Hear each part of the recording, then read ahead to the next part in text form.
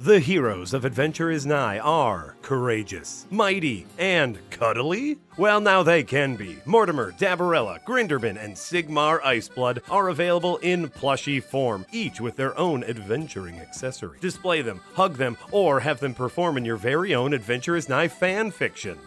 We don't need to talk to every NPC. Yeah, instead, let's make a quick and decisive plan. Get your Adventure is Nigh plushie now at sharkrobot.com or click on the link in the description. And for a limited time, you can buy all 4 at a reduced cost. I'll try the path the Dungeon Master intended me to. Oh blimey, this time I won't use deception.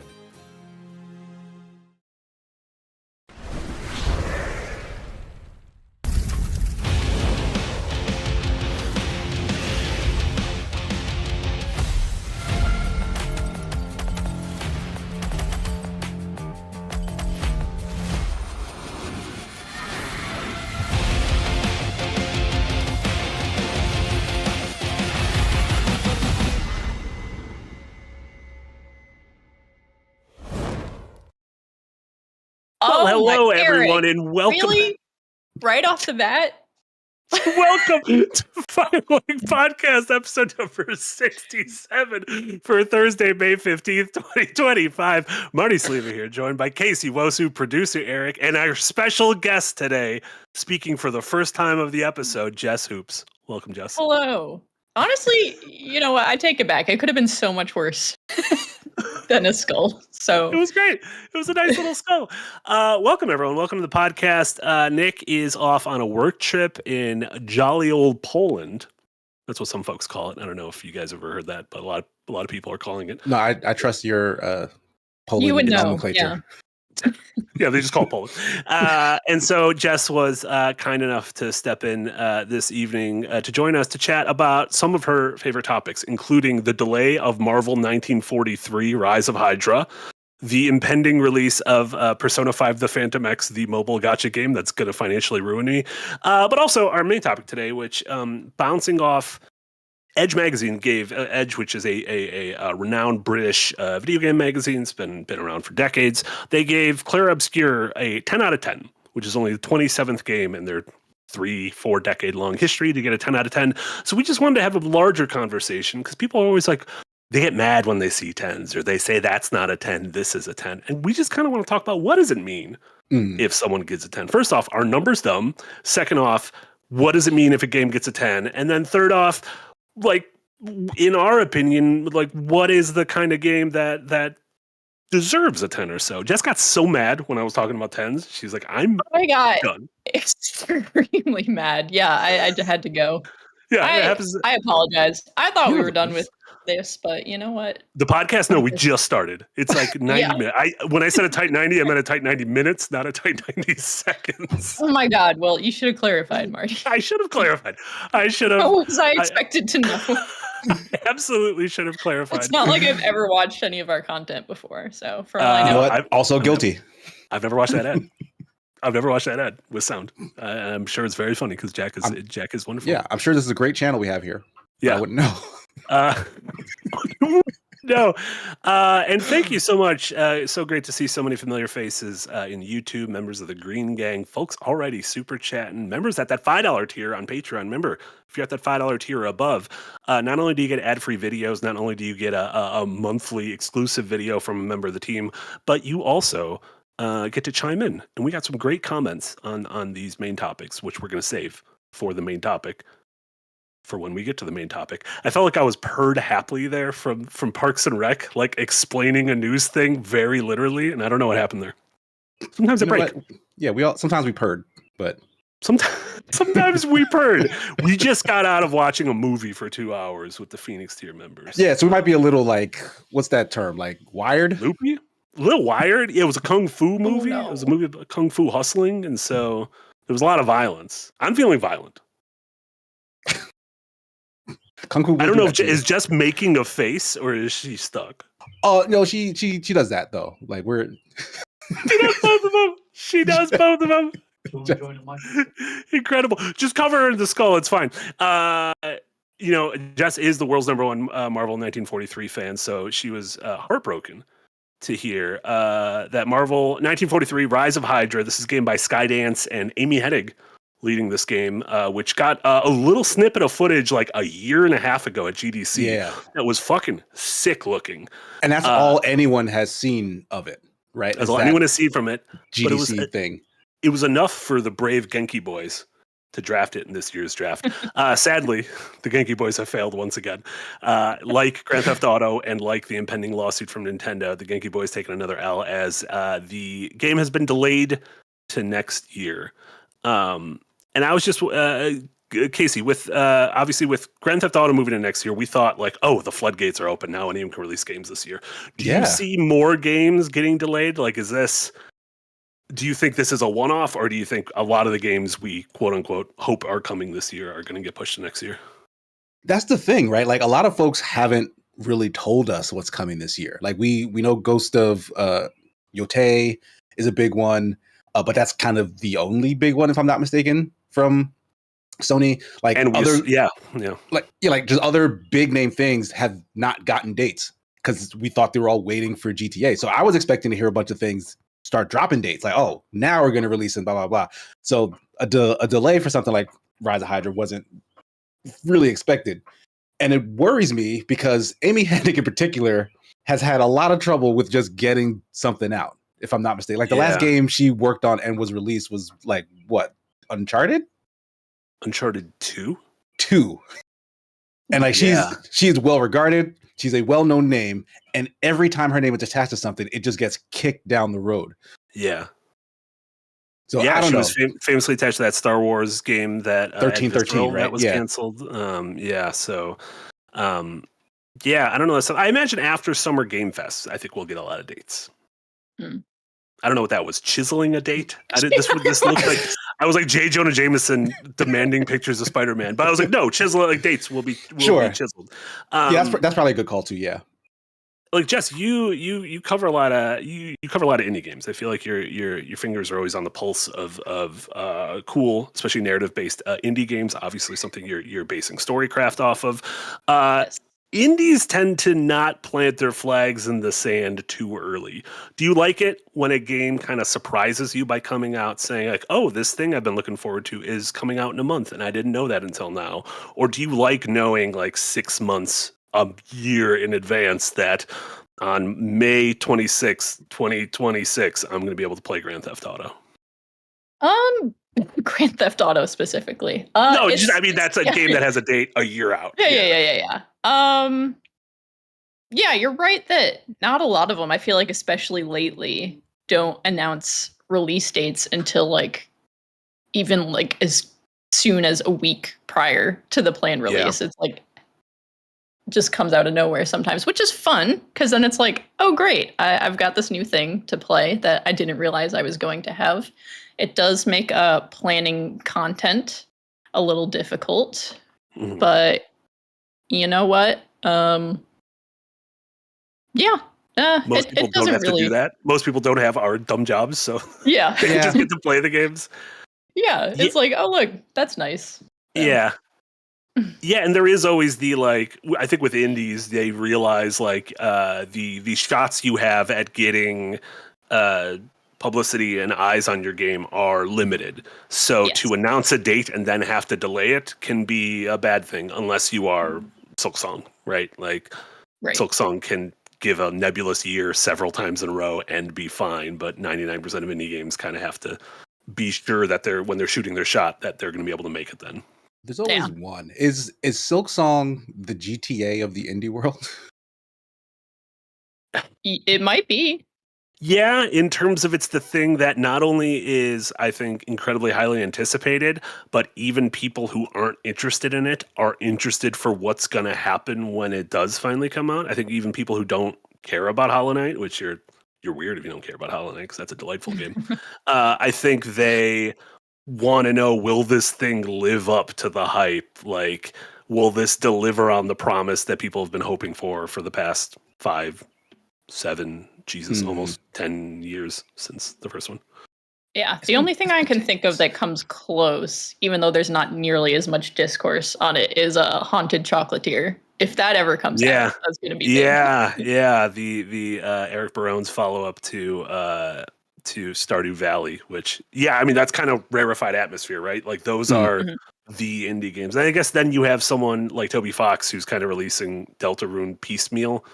Like, you know, I think Undertale's in that rarefied atmosphere that Hollow Knight and Stardew Valley are in, but you know, Deltarune's just kind of been trickled out a little bit, episode by episode, and now it's coming out on Switch when Switch launches. So, yeah, I think the fact that he's been able to get the next thing out has diluted that sense of like hype and mystique around it. Like, yeah, the next thing we wouldn't have exists. seen any of the episodes, and all of a sudden they were like, "Oh, it's coming out in June." I think people would have been more excited. Whereas I think the episodic thing, at least for me, does lessen my excitement. I tend to not want to play an episode of a thing unless I know it's all going to be done relatively soon. Like it's one thing to watch a TV show and know at least it's going to be every week, but with like these games, I don't know. I don't want to play it piecemeal over the course of years. I don't have a memory of it. Yeah. Yeah. I would be inclined to agree with you, but there's only one game that I've played piecemeal like that, and it's Scarlet Hollow by Black Tabby Games, who did Slay the Princess as well. And like an episode of that will come out.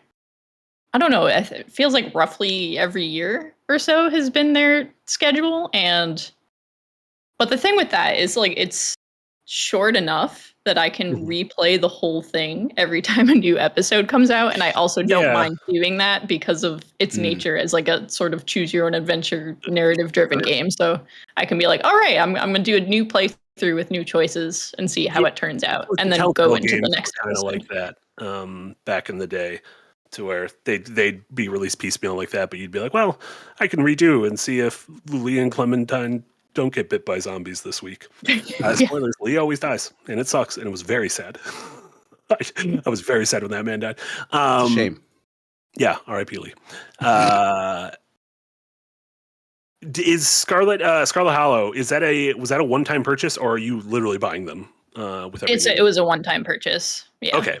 Interesting, because that can segue us into our next topic, which this is going to be short, I promise, because I'm the only one who gives a shit about this.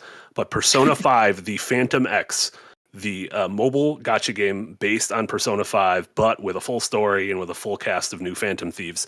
It has been out on mobile and PC in like China and Korea for a while now, and they finally announced today, June 26th. It is coming to the West, to Japan and to the West on mobile and PC. And I'm extremely excited for this game. And I'm also extremely nervous because Jess, while Scarlet Hollow was a one-time purchase that you get to continue to enjoy, every year or so when a new episode comes out, this is a game that will be free to download. And I am deeply concerned with how much money I'm going to spend in this because everything I see looks wonderful and I like all of them and I want to pay them money to let me have them. See, this is the trick of the gacha formula, right? And I've very recently been converted. Like I'd like gacha games, but not all gacha games. I like these new breed, like the MiHoYo breed of gacha games that are giving you a ton of value for very little monetary game. Like you can play the bulk of what that game is without having to shell out money. Like it's a luxury if you were to do that.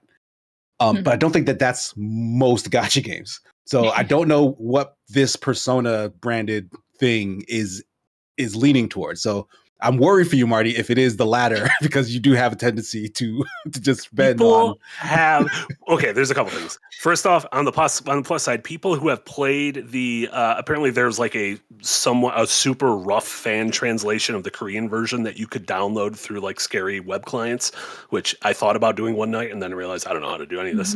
But they've said the monetization isn't crazy predatory, and that you can actually like get the characters and have a ton of fun without spending a lot of money. So just like slightly predatory. Yeah, I don't know what is. I mean, like, it's all predatory, right? Predator babies. I don't know. I don't know if I'd say it's all predatory. I mean, are we talking about just gacha games specifically, or just because in-game? Well, what about live service? I think gacha specifically, yes, are probably at a baseline level somewhat predatory. So, Jess, you obviously play a lot of. Well, you did. I don't know how much you were playing now of Dead by Daylight. Like you were a big fan of a live service game that continues to add things. Did I see they're adding an Assassin's Creed Shadows thing? They are. What does that mean? Why do you know those are humans? No, it was news this morning. Yeah. Oh, okay. Yeah. Because they're adding like Witcher cosmetics too, all sorts of stuff. Are we losing the plot at this point? Like these are these are just folks. These aren't even spooky folks. These are just yeah. When they added Lara Croft, I was like, she's not spooky at all. She's not. Woman. She's not. But hey, if they're just cosmetics, it's not like they're trying to work them into the lore of the game as characters. Oh, so is it like you can dress up like Lara Croft or like Naue or Yasuke? Lara Croft is like a licensed character, but for like the Witcher stuff, and I assume that Assassin's Creed stuff, I haven't actually looked at this. It's probably just cosmetic stuff. So like, just I mean, I can't be a villain, right? It's not just going to be like a Japanese dude as the new villain. That would be weird. It's just Oda Nobunaga is the new killer. The most recent killer they added was the Tokyo Ghoul, and that's from the anime? The anime, yeah. The titular Tokyo Ghoul. So you've been playing this game for a long time.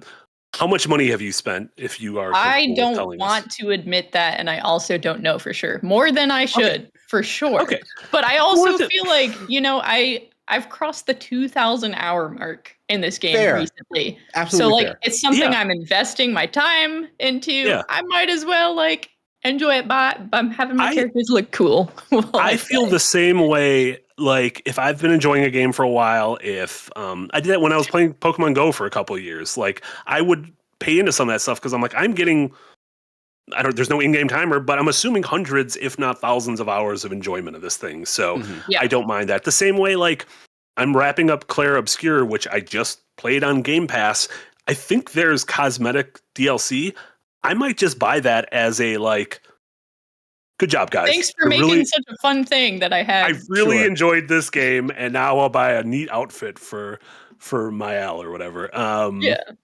So I don't mind that, but I guess it is a slippery slope then to get into I need to give them $10 every week, otherwise I don't recharge my fun points. And if I don't recharge my fun points, I'm going to miss out on this week's event. And if I miss out on this week's event, that's where it gets a little scary, because like the base game, especially even in the good ones, I should say, won't do that to you. But then they'll start having the limited time events and the resources that you need to, restock and accrue. And that gets into the end game stuff. So if you really are enjoying the gameplay and like the subtly addicting nature of collecting all the, I don't know what it is they're going to have you collect. I don't know if it's like new party members or like different personas. That's probably the more likely thing. Like a limited persona that you would pick up.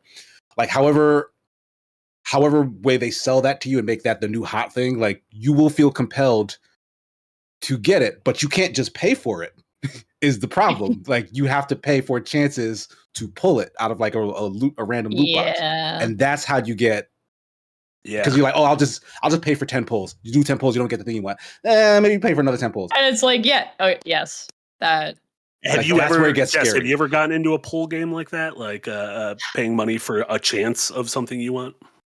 Kind of. I have spent money in Guild Wars 2. Whoops. Yes, I have played that game and I did enjoy it. I forget, it was like you could get a skin for something, like one of the various animal mounts you have, and it was like you get a random one from a selection of stuff, and I was like, okay, I'd be happy with like half of these things.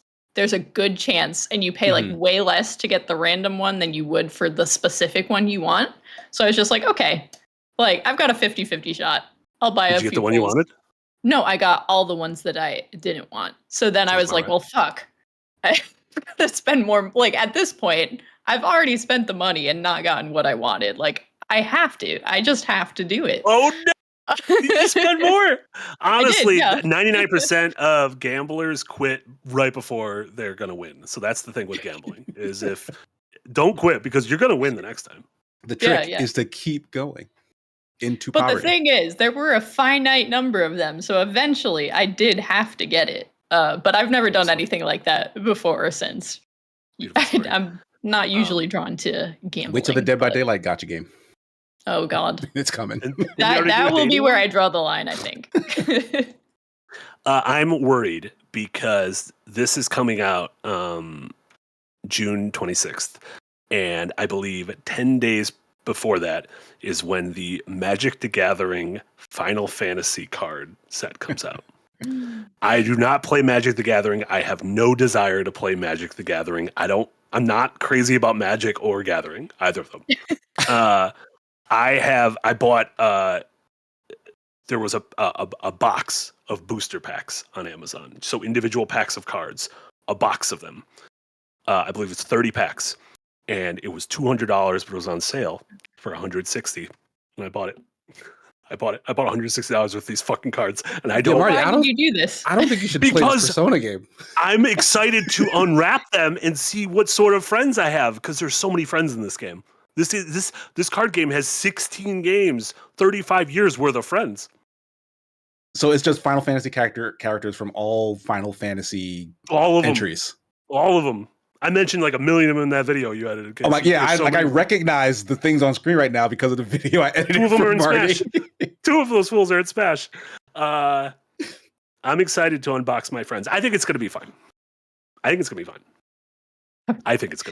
Good luck, Marty. I'm not a little worried. I'm very worried. I think it's going to be fun. I might reach out to Atlas and be like, can you give me like an account? I get like on credit, but then they're gonna send some of my house and like break my arms if I put too much on Atlas credit. He's gonna be dressed in a Joker cosplay. Yeah, it'll be fine. Everything will be fine. We'll see. That'll be fun, right? It'll be fun. Also, you know why it's gonna be fine? Because Persona 5, the Phantom X, has a chance of being the rare 10 out of 10 gacha game. No, we got that already. That was Genshin Impact. Oh. I was trying to segue into that. No, I know, but I thought it was nice. I thought it was really nice, and I thought that could help us on. We're doing good in terms of like the tight 90. We're doing good. Yeah, we're there. But then when I stop to explain stuff, we do less good.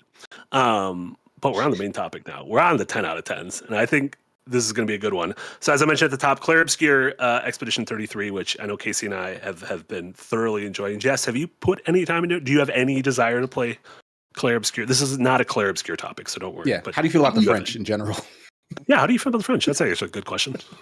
No comment on the French. I do plan to play Claire Obscure. It 100% seems like something I would enjoy. I do love turn-based games, and everyone I know who's played it has really enjoyed it. Oh yeah, you were like a big Sea of Stars fan, right? Yeah, love Sea of Stars, love the Octopath games, even though they're not perfect by any stretch of the imagination. Not 10 out of 10s those, but I do really like them. Triangle Strategy, Fire Emblem, Three Houses, you're naming a bunch of stuff you mentioned in your video. Yeah. naming a lot of Yeah. goodies. So I want to come back to that too a little later, but not right now. Just some of the stuff Marty mentioned in his video. I will. Oh no! I will say one of the hypest things in Clair Obscur, and this isn't a spoiler, is there are songs that are repeated a bunch, like melodies, and they will become familiar.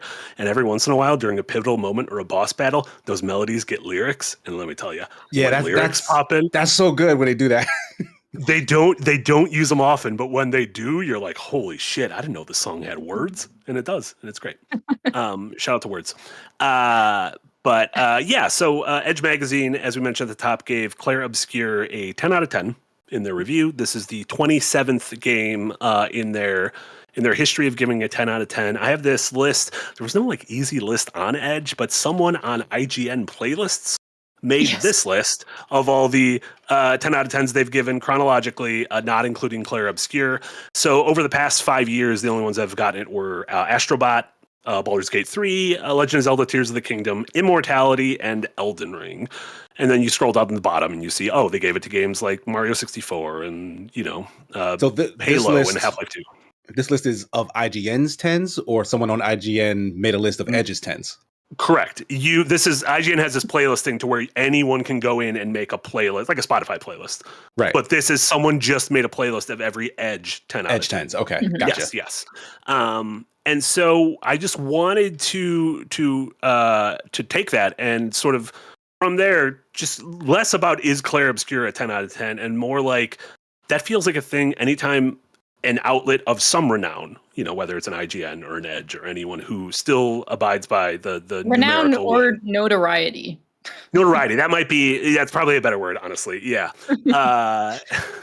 That's very true. Whenever they give a 10, it feels like people just start getting angry. Because that's how reviews work, and especially when you boil it down into a number, that's how they work. But people tend to say that's not a 10 because it doesn't do X, Y, and Z. Mm-hmm. This should be a 10 because of A, B, and C. And so just like from a top level standpoint, like Casey, in your mind, like what is a 10? Like, do you like numbers in reviews? And if so, in your mind, what is a 10? I think like numbers have been demonized. I like demonified, if I'm being honest. It's like demonized and demonetized. You're going to hell, and also you're not getting any money. But no. So yeah, like numbers have been like folks don't like numbers nowadays. That's kind of the more popular viewpoint, and I know the reason why, because like people hyperfixate on them. But I've always liked numbers, but that's because I'm someone who has always dug deeper behind what the number represents as well. So like in concert, I don't think it's that bad. So that being said, I've never considered a 10 to be this sort of thing above reproach. It's all subjective. It's always someone's opinion, right? But what that does tell you is that this resonated to such a degree that someone is willing to say, everyone pay attention to this. Like whether this is your sort of thing or not, you should take note. Because even if it's a game that you don't like, it's important for games, period. And I that means a lot in my mind in terms of being someone who has followed games, studies games, loves games. Like I always want to pay attention when someone is saying that something is a 10, whether I care about it or not. Like I'm going to pay attention. I'll watch reviews. I'll dabble for the first time because it's a big deal. Yeah, so, especially in this day and age, it takes balls to give something a 10 out of 10 because people will come for you. And you will be that person who gave that game a 10 out of 10 for the rest of your career. Right, like when Marty was listing stuff on that list, they said Immortality was a 10, and my eyes went, what? Like I played that game. I was like, dang, I really got to play Immortality. But like, I vehemently disagree. Immortality is not a 10. Their list, to be fair, their list is just really quick, just to run down them. Starting at the beginning and moving up through time: Mario 64, the original Gran Turismo, Ocarina of Time, Halo 1, Half-Life 2, Halo 3, Orange Box, Mario Galaxy, GTA 4, Little Big Planet, Bayonetta 1, Rock Band 3, Skyward Sword, Last of Us, GTA 5, Bayonetta 2, Bloodborne, Breath of the Wild, Mario Odyssey, Red Dead 2, Dreams, and then the 5 I mentioned earlier: Elden Ring, Immortality, Tears of the Kingdom, Baldur's Gate 3, Astrobot, and now Clair Obscur. So that is just Edge's list. Right. I don't like number ratings very much, but I was trying to think of like, okay, if I were pressed to say what games have been a 10 out of 10 for me over the years, they are all on this list. So there's something to be said for that, I guess. Interesting. I thought Super Mario Galaxy for me, Breath of the Wild, and Baldur's Gate 3 were the ones that I thought of. So we have some interesting thoughts ping-ponging off that came in through Patreon. Remember, patreon.com/Second Wind Group. If you're at that $5 tier and above, you can get your comments read. That we post a thing like 6 hours before every episode on Patreon, and I grab some comments from there. Dean Pearson. Thank you so much, Dean. Said, I think it's easier for a smaller game to become a 10 out of 10 for me. The bigger the game, the more opportunities for me to not like something about it and dock a point. Celeste and Oberdin come to mind. So that's one thing about this list is, granted, indie games throughout the 90s and aughts were kind of few and far between. But the only indie-ish thing I would call on this list is Immortality. And then after Immortality, like, Clair Obscur is the next closest thing to an indie. And even that, you're like, well, you got fucking Andy Serkis. You're probably not an indie. Like, yeah, it doesn't feel very indie, but I guess. Yeah. I might give Hades a 10 out of 10 too, now that I'm thinking about it. And they're at least indie adjacent still. Oh, sure. Yeah. A triple I indie, as we like to call it. But yeah, that's my thing is that is an interesting point of, it does feel like it's easier to label something as a 10 the smaller it is, because the bigger something gets, I think the easier it is to poke holes in the logic. Yeah, the more you try to do, the higher the chances you'll fail at it, even in some small way. Yeah. Is that because in this instance we're saying that a bigger AAA type game is literally doing more things in terms of like there are more mechanics in it? They're going to include an element that's just not quite up to par with the rest of the game, even if the rest of the game is stellar. Like, the combat's 10 out of 10. Okay. Like the puzzles are 10 out of 10. The platforming, slightly jank in this one area, therefore I can't give it a 10 out of 10. You know? And that's kind of like, there's like, I love Clair Obscur. I have plenty of nitpicks on it. Are things that are less, they're not even like a personal preference thing, and more of like, I just think having a mini map would be helpful. As simple as that. I don't even think I've seen some people be like, well, you're following, this is the first uncharted territory, so there wouldn't be a map. I'm like, motherfucker, every area has flags in it. None of this is uncharted territory. You're literally following in this. Like, this might be the game where a minimap would make the most ludonarrative sense. Kind of, actually. Because you'd like get to a flag and it'd be like, oh, they taped a minimap to it. There you go. Or it could be like a little like Hollow Knight did, right? You find it. Like you're running around aimless, and then you find it somewhere because someone was in the middle of drawing a map. Could you imagine a little Esquier just doing a little humming, and you got to follow his humming, and you find him like what's his name of like Norbit or whatever his name is in Hollow Knight? Norbit? I don't think his name was. Is it his name Norbit? No, it's not Norbit. Oh my god, I am forgetting what his name is though. Unless anyone else knows what it is, probably Norbit. Somebody knows. We'll get it. But the idea that I kind of disagree. Like a big thing having several moving parts definitely makes it easier to scrutinize, but I feel like that's not necessarily what, at least in my mind, what a game having a 10 represents. It's not so much what it's doing wrong, but where it is achieving and doing right. So something like Street Fighter 6, which is a fairly recent game, the most recent Street Fighter, right? I would have given that, if we did number scores, I probably would have given that like a 10. And Street Fighter 6 has a really stupid big open world thing, but it's new for that game. And like it's fun and it's celebratory of what Street Fighter is in that mode to that game.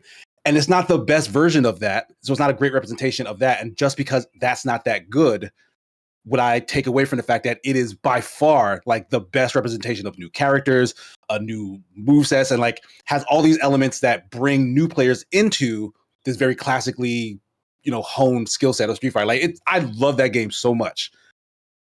But the new stuff or the less great stuff outside of the stuff that really makes it shine doesn't take away from what it's doing well.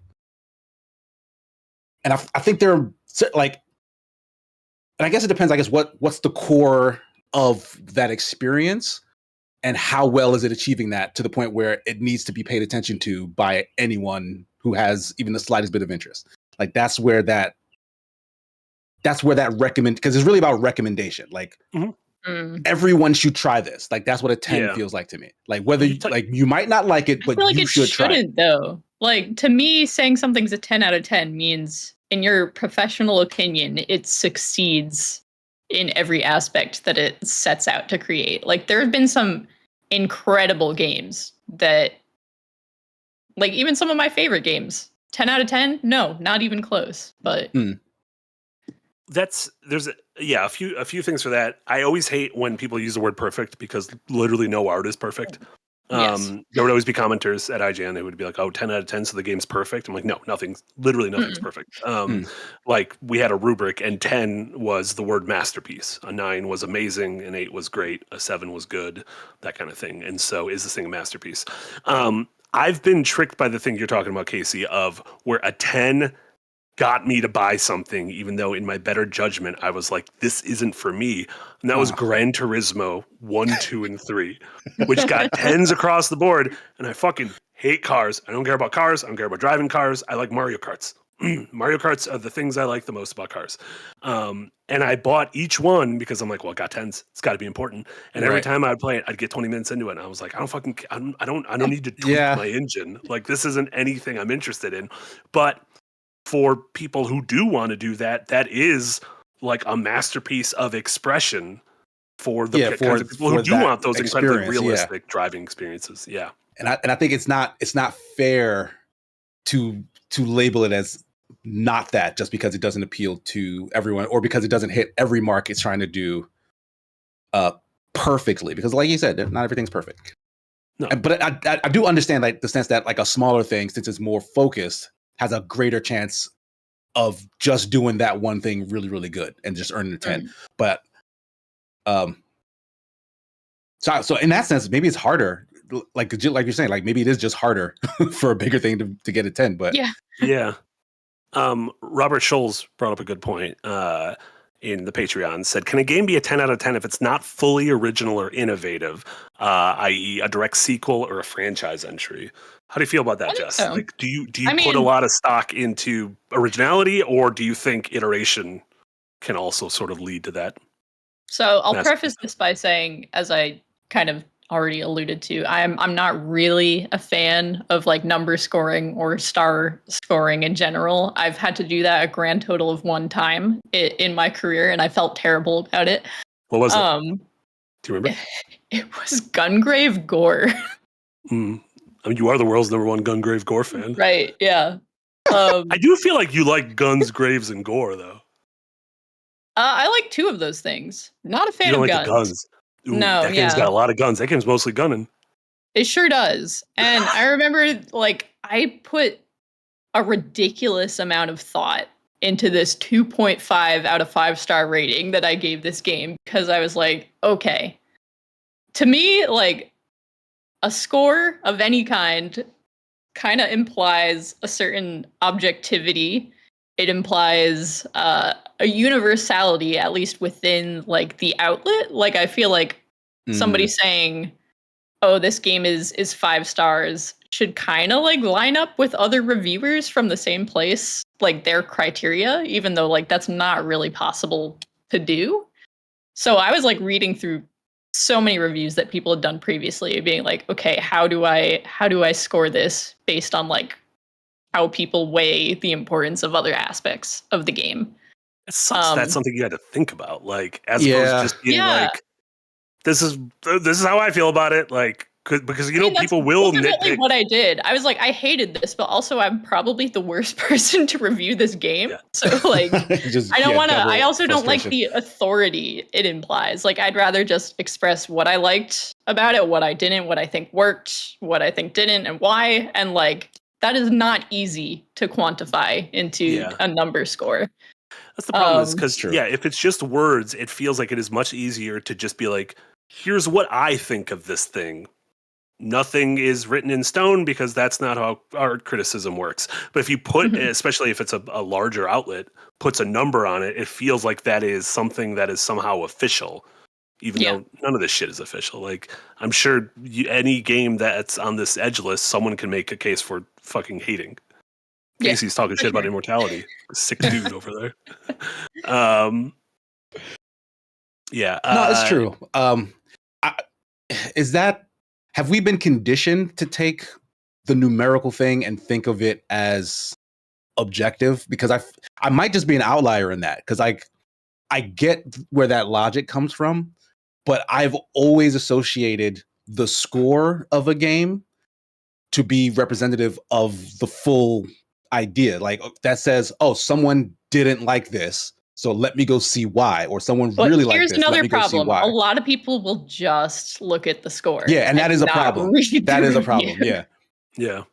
But like that's the thing. I never work from the idea that, because I don't think any outlet does this, or I could be wrong, but like someone will play a full video game and just release a score, like with no written word. Is that a thing? Mm-hmm. No, literally just a number without anything else. Or like a very, very, very brief review to go along with it. That, like, I don't think a lot of places do it, but I'm just gonna start posting a game name with a number after it. That's like when Kojima hates a movie and just says, "I saw Captain America: Brave New World," and it's like, "Oh no, Kojima hated it. He didn't say anything else." Oh man. Oh, really? Side note: this Kojima press run is an all timer. I already talked last night about, and I talked in the meeting Jess was in about the idea of the game where your character forgets things throughout the game. Yes. But he is the first video game creator I've ever encountered who is now completely open that he knows he's dying sooner rather than later. He's talking about how he said in the cover story for Edge magazine this month, he said he got so sick during COVID that he thought he was going to die. And he started thinking about his legacy. And he said he doesn't think he thinks he has about 10 years left in his life. And he wants to keep making things for the rest of his life. And he's said he's went to some of his friends to be like, should I stop making games? Should I start making movies? And Guillermo del Toro was like, video games need you. Like, movies are fine. Video games need you. And he said he's writing up, he's filled a USB stick with all of these ideas and thoughts, and he's given them to his assistant as like a creative last will and testament. But he wants to tell his studio, when I die, you can have these, but don't feel like you need to do any of them, because I don't want you to live in my shadow when I die. I want you to be your own people, even though they're living in a studio that's literally going to be called Kojima Productions. Yeah. But I don't think I've ever seen, I mean, video games are a young medium, and I just don't think I've seen a video game creator kind of hit this point in the same way that folks like Martin Scorsese or Hayao Miyazaki or Johnny Cash at the end of his career were very clearly making art reflecting on their own mortality. And it's interesting that we're getting to a point with creators who've been making games for, 30, 40 years that they are getting to that point. So I think that's really because it's not just going to be Kojima, right? Like, a lot of folks at Nintendo are up in age at this point. Like, we lost Iwata, who was a creative force and an executive force over there suddenly. And that may have put that idea in a lot of those guys' heads as to that sort of, oh, this art has to reflect something. Like, they put like odes to him in Breath of the Wild. So like, that's super interesting. I definitely wasn't thinking about that. And I should be, because I'm an old man now. Yes, we're all going to die soon. Please. Yeah. I think I steered us away from the original Patreon question a little bit. No, it's because you brought up gun graves and gore. My bad. We started talking about the graves. You didn't want to talk about the guns, so we're like, we'll focus on. We'll move on to the next. Another. I do want to address very quickly. No, I don't think. Again, don't like 10 out of 10 scores, but I don't think it necessarily has to be fully original or innovative. It just has to accomplish what it sets out to do, is how I would think about it anyway. Yeah. Like, nobody's going to say this is a creative masterpiece. It could still be a 10 out of 10 game. So. Yeah, and it's always, I don't know, that is harder to, like, when people ask me what do I like better, Tears of the Kingdom or Breath of the Wild, I have a hard time with that, because Breath of the Wild felt like such a shock because it was such a refreshing change, whereas Tears of the Kingdom is mostly some really impressive iterations and refinements on what came before. So I almost have a hard time I don't know, figuring out like which one. Yeah. They're different factors that have their own weight. Like if something does a new thing, and again, it's all subjective. Like that might matter more to some people than others, but it's still a factor that piece of art is bringing to the table, and it gets weighed in terms of people's affection for it. Mhm. But that level of execution, like even if it's been done before, if this is the best it's ever been done, that's a different thing. But it's a thing that is worthy of praise, worthy of recognition. So Yeah. either one could be the reason why a game is like, you must try this, and in my mind is worthy of a 10. But you know, it's all relative. Like the couple of things in the past I want to say that I have given or thought should be 10s. I'm trying to think. Yeah, not many of them have been like bigger games, with the exception of maybe like Monster Hunter World. That's probably like a 10 in my mind. Mhm. But like Sifu, I like back then we were experimenting with giving scores, and I was like, Sifu is a 10. Back in the escape, it's like this is a 10 because it's doing something so new and revolutionary to this genre that it's a part of. People need to check it out. I'd probably give what you call it. I'm forgetting the name. Nine Souls. I'd probably give Nine Souls a 10 for being iterative. Like it's literally taken from Hollow Knight and Sekiro, which in their own rights are probably 10 games, but it's executing to perfection the things that it took from those places. So like it's not new at all, but it is excellent. That is worthy of folks to check out. So like I'd give that a 10. You said you'd give Stray a 10. You said that offline. Right Stray needs. Can we get under the scale? Like, what's on the other side of? Stray needs to go to the vet and be put down. George Loftus, also in the Patreon, also friend of the show. He's just a friend of mine, just like an actual IRL friend of mine. Oh, Thank you, nice. George Loftus. Thank you. In the Patreon said, are 10s relative? 10s that were being made in the 90s when development was theoretically cheaper, right? So why not take lessons from older 10s as a way to make quality games that don't break budgets? So like I would give like A Link to the Past, and I would give Ocarina of Time and Super Metroid, and we'll see. I would give Super Metroid a 10. Casey, you just replayed it. I feel like you're way higher on Dread than you were on Super Metroid, right? And I wouldn't give Dread a 10, which is weird. You wouldn't give Dread a 10. Interesting. No, because again, that might be the earlier it's too late to the party at this point. Yes. Super Metroid that makes sense. laid the path for everything that came afterwards. That makes a lot of sense to me. Yeah. If your game name is a name in a genre, you get a 10. So congrats, Rogue, Super Metroid, Symphony of the Night, and Dark Souls. All 3 of you get 10, or all 4 of you get 10s because your name's in a genre. I guess Doom fair. Used to be one. Yeah. Fair. That's fair. Yeah, like Jess, you mentioned some of that stuff like Sea of Stars. Like that is something that feels very much like it takes the framework of what was really successful in the 90s and then brings it into the modern era, but puts like a really, a nice spin on it with quality of life features. Same thing with like an Octopath Traveler or anything. Yeah. That was another of my 10 out of 10s that I think I forgot to say. Sea of Stars, not Octopath.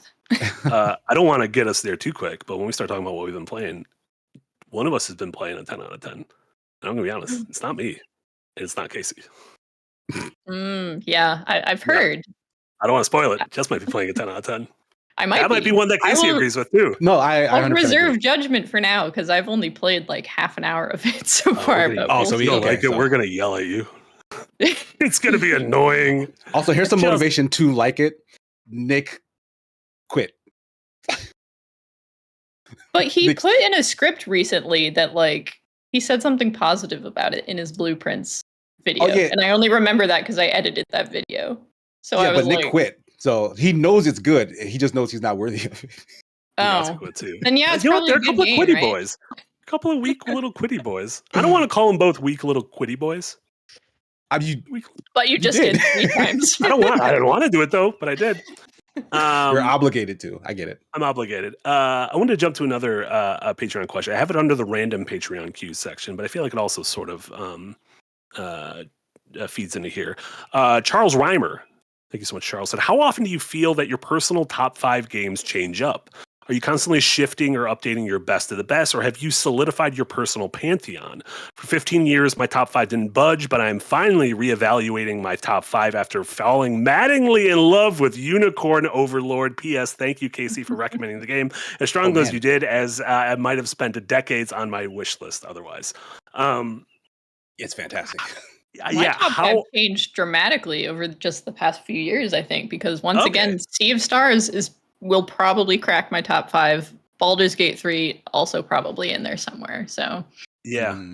I want to put Lies of P in there. I just don't know if I can in fully good conscious. Top 10 for sure. I saw some people. There was a Lies of P DLC press thing, and there was like an actual puppet playing music. It was very strange. I'll send you videos of the puppet playing music.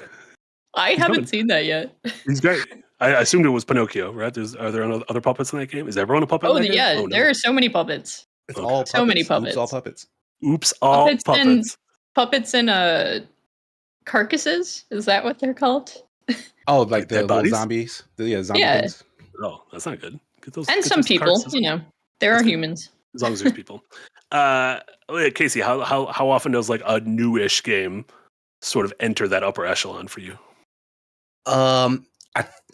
I keep my top 5 might be locked, and it's because they're like formative games. Like these are games that very much created the base of why I like all other games. So to remove them from that position, are we talking favorite or best? Because those are two completely different things. I'm talking about favorite, I guess. Oh, okay. Yeah, to me, my top 5 is based on like what, because they just inform why I like sorts of games in that genre, right? Like stuff like Super Mario World is not the first Mario game I played, the first Mario game I owned and like beat to completion a million times. And it's why I have a thing for platforming games in general from that point forward. It's because of that game. So like to put like, say, a different, even if it's better platforming game on that list doesn't feel right to me.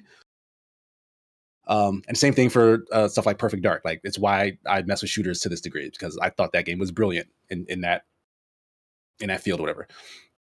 Yeah, so I have 2 different lists though, because there is a lot of overlap between the games I considered among the best and the ones that are my favorites. But like just trying to be as objective as possible, even though I know there's really no such thing. There are plenty of games that I've played that I'm like, this is excellent, but it's still not among my favorites for whatever reason. So Lies of P I would put in my favorites. Sea of Stars is probably just like outside that list, but I think Sea of Stars is better than Lies of P. Doesn't have enough puppets is the problem. Yeah. There's definitely some puppets in that game, right?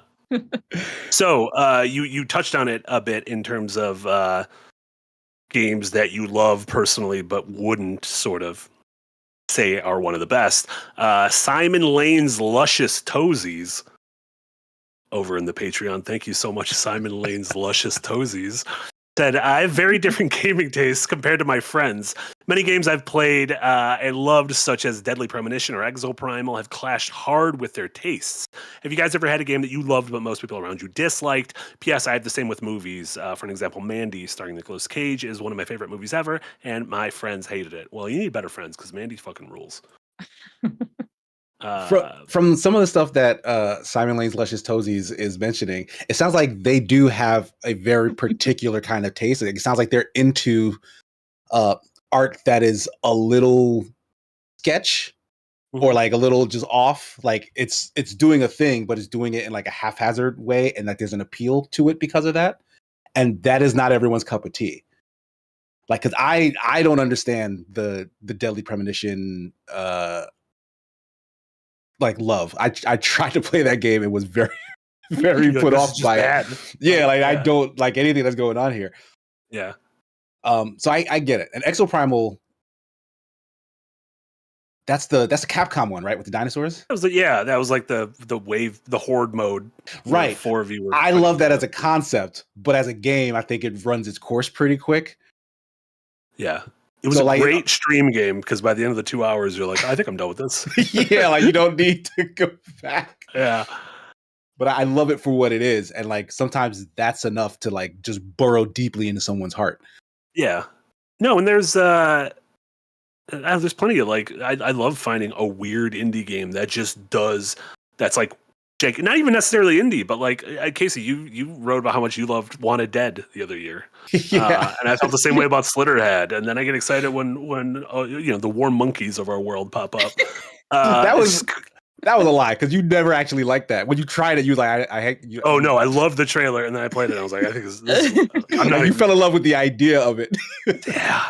I don't think I ever should have played it. I should have bought it, and I should have never opened it. And then Warm Monkey would have been a perfect game. So the problem was that I played it. There it is. Remember Warm Monkey? God, that was so. How will we ever forget? Why are they warm?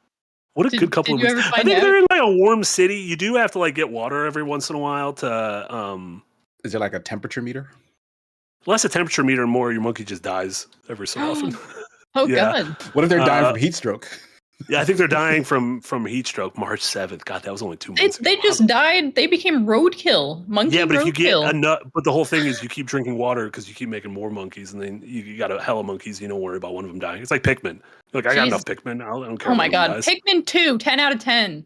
Pikmin 2 is so good. Have you played Pikmin 4? Pikmin 4 is. I've only played Pikmin 2 start to finish, and I've played it like 5 times. I've You should- tried 1 technically played and Pikmin 10, 3 you should play it fast. and just bounced off of them, but Pikmin 2, perfect game. Huh. Try Sweet spot. 4 has a free download that's like the first 5 hours of the game, and your progress carries over. So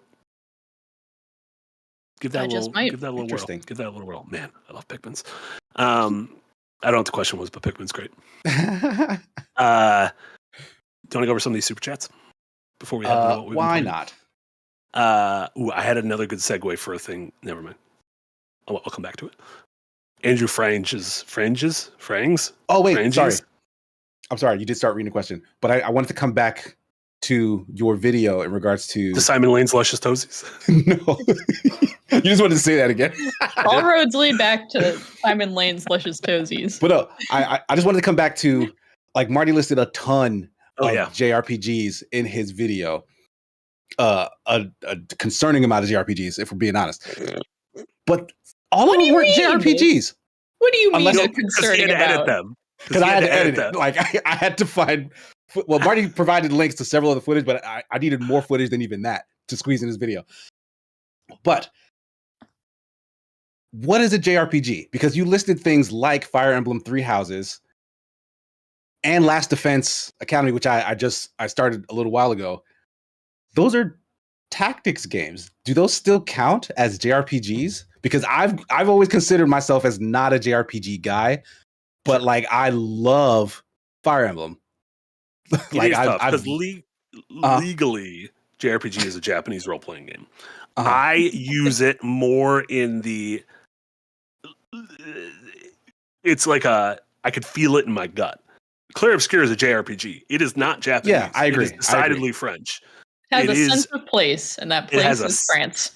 It is France. It is fucked up France.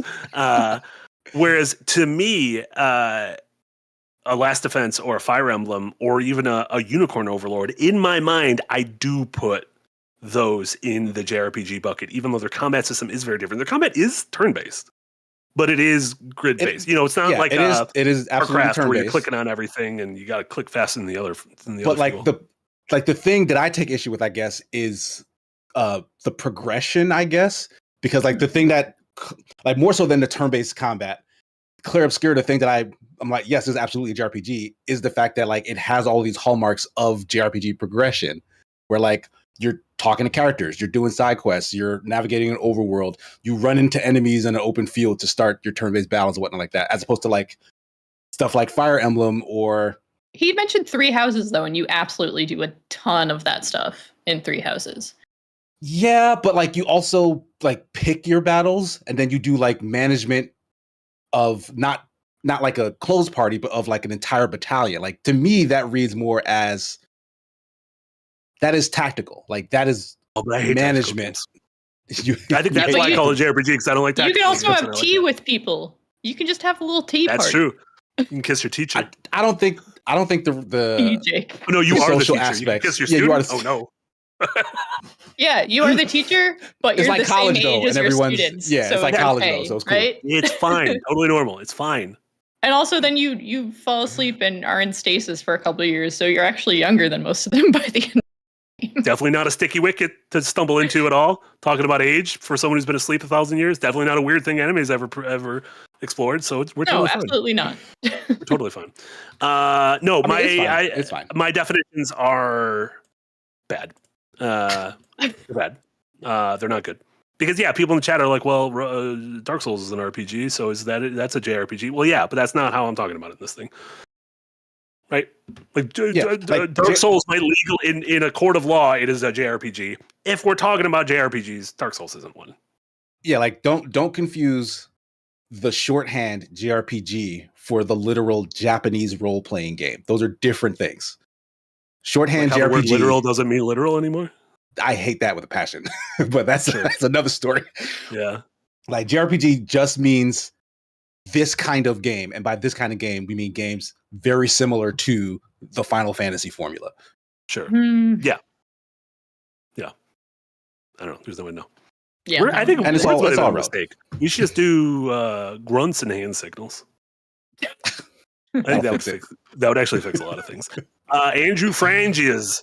I had 10 minutes to get more confident in pronouncing the name, and I didn't. I mean, Marty, you sounded confident until you clarified that you weren't confident. Marty, what are your thoughts on Quattro Bagina? I've got a lot of confidence with Quattro Bagina. Quattro Bagina is one of the main characters of Gundam Zeta. You're like, who is this hot blonde man with no sleeves on his shirt and sunglasses? It's just Char. It's fucking Char. Why did he change his name? Who knows? Changed it to Quattro. There was also a guy in Gundam Wing named Quatra, I think, which is weird. Man, that's just like a famous name, like a Jonathan in space or something. Maybe. Is it French? The Japanese love the French. Is Char? God, look how cool Char is. He doesn't have any sleeves in this one either. He is kind of killing it here. There are so many new characters in this Gundam series, and I can't tell any of them apart except for Char because he's not wearing sleeves. You got to have a thing. Like, have a thing, and I'll be able to tell your character apart. He's got sunglasses in space, and he's not wearing sleeves. Do you think sunglasses are probably really helpful in space, right? I would think sleeves would be more helpful. Would you rather have sleeves or sunglasses? Jess, if you were forced as a child soldier to pilot a mech, Yes. would you rather have sleeves or sunglasses? I mean, I'm a fan of no sleeves just in general because I'm very averse to sweat. Even like the slightest amount, I'm like, I will change my shirt if I sweat even lightly. But just having sunglasses while piloting a mech seems practical. Mm-hmm. You're going to get a lot of sun exposure depending on how the mech is set up. Would the mech screen not filter like UV light? You would hope so, but I don't know who's making these mechs. Is this some sort of like rinky-dink bullshit ass mech? Did you and a couple friends put this together? Child soldiers, so I don't really trust that their safety standards are up to the mechs that the child soldiers are in are usually like the best mech in the world. They get into the titular Gundams and they're like, oh well. Probably should have put a soldier in. Sleeves or glasses. I don't want the sleeves, so I'll take the sunglasses. Oh my god, you would just end up being. I'm just this man. You're just Char. You're just him. You're the fucking coolest person in the galaxy. Hell yeah. He did a really bad genocide though. He literally is responsible for hundreds of millions of deaths. Hey, we all have our faults. But still sick as hell. Yeah, so it's fine. Maybe that's why he put the sunglasses on, because he's run away from his crimes like Hitler did in that video game. Yeah. Persona 2. Only in the US. In Japan, it was fine. God, what a dumb game. Fat Cock with a $5 dono. Thank you so much, Fat Cock, friend of the show. Long shot, but y'all don't happen to know anything about the rumored GTA 4 and or Fallout 3 remasters. GTA 4, I believe, is less like a zhooshed up remaster, whatever, and more of just a port to modern hardware like Switch and stuff, and like an easy to play version of GTA 4 on modern hardware. I saw those rumors flying around. Yeah, seems like an easy decision. The Fallout one, I've been banging that drum since the Fallout TV show of where's the remaster of Fallout 3 or New Vegas or whatever. Like, especially with Oblivion, people love an Oblivion. That seems like it has to be an inevitability, right? Yeah, like a combo pack, maybe like Fallout 3 plus New Vegas together. That could be cool. Yeah, that could be pretty cool. because it would seem weird to me for them to do one or the other, especially since the show is going to be retreading ground for New Vegas, but then they haven't done 3, and 3 is probably the bigger one, even though New Vegas is well loved. Like 3 is like the numbered one, so they'll probably do both, if anything. Yeah. Jess, have you ever fucked with Fallout? No. Right. I have nothing TV to show's add pretty good. to TV show's this pretty good. discourse. I apologize. Do you have any No, interest in the that's show? Show's pretty good. I forgot there was even a show. Ella Purnell. I mean, it's still there. It didn't leave. Walton Goggins. Yeah, it didn't go anywhere. It's on the Amazon service. You might even have Amazon Prime. I don't want to make a judgment call, but you guys might. I do indeed have Amazon Prime. Yeah, check it out. Yeah. Denmark with a $2 dono. Thank you so much, Denmark. A 10 out of 10 refers to how long I'm going to play it. Denmark becomes obsessed, though. So I think in Denmark is like, if this game has become my identity, it is a 10 out of 10. No, but I also become obsessed. And not every game I become obsessed with is good. It's a 10. That's I play Dead by Daylight, enough said. But every movie you watch and become obsessed with, like we'll talk about soon in my Shyamalan's latest feature film, Oh, Jesus. is a 10 out of 10. You guys don't get it. It's decidedly not, but yeah, we'll get there. Concert was a trap. It wasn't just a concert. It was a trap to get the serial killer. Oh, that's what they meant. You guys don't get it. Holy shit, it all I know makes worse than sense several now. levels. I've heard of this. I saw a trailer for this. Yeah, the trailer looked fun. It was Josh Hartnett's Did film it? from last year. Because the mean, trailer told me, I think, everything I needed to know. Fun Kylie, how doesn't do I- mean good, especially when it comes to horror thrillers. Like, That I'm is not true. always watching those for a good movie. I want a good time. Fair We take enough. what we can get. We take what we can get. Fungus Finder with a $2 dono. Thank you so much. Numbers were indeed a mistake. Try colors instead. That'd be nice. Reviews based on colors. It would not be nice. I would be getting in constant fights with half the people at second. That's not a red. How dare you call it a red? Also, is there a hierarchy for colors? I feel like Maybe that's, it's just the that's- vibe. Like, troublesome this game territory. is orange, and that means whatever. Oh orange yeah, means it to could you. be troublesome territory. If you're like, white's clearly the best color, then you're like, you've opened up a goddamn Yeah. bag of worms, my friend. Yeah. King Dad with a $5 dono. Thank you so much, King Dad. Marty needs to open those packs on stream so it's a business expense. I don't want it to be a business expense because A, that would be deeply fiscally irresponsible of me as a business co-owner. And B, when I ultimately unpack one of the dudes who's worth so much money, I don't want to share it with anyone. That's mine. If it's a business expense, that means like Second Wing gets a piece of this pie. But if I like unpack Fat Chocobo from Final Fantasy II, that's my Fat Chocobo. No one else gets Fat Chocobo. Is there only one fat chocobo? There is one specific Fat Chocobo that shows up who's just like morbidly obese, and I think he helps you warp. Or he sends you to some sort of a slumber world. That sounds. Oh There he is. my. There he is, Fat Chocobo. He's a big bird. I wouldn't great. trust a fat chocobo to warp me, but to take me to a place for naps, hell yeah. What?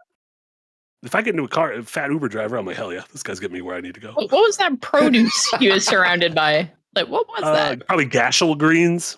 That's Oh. what chocobos love to eat. Yeah, it's like catnip to them. Very Because specific. nuts. when they Okay. have it.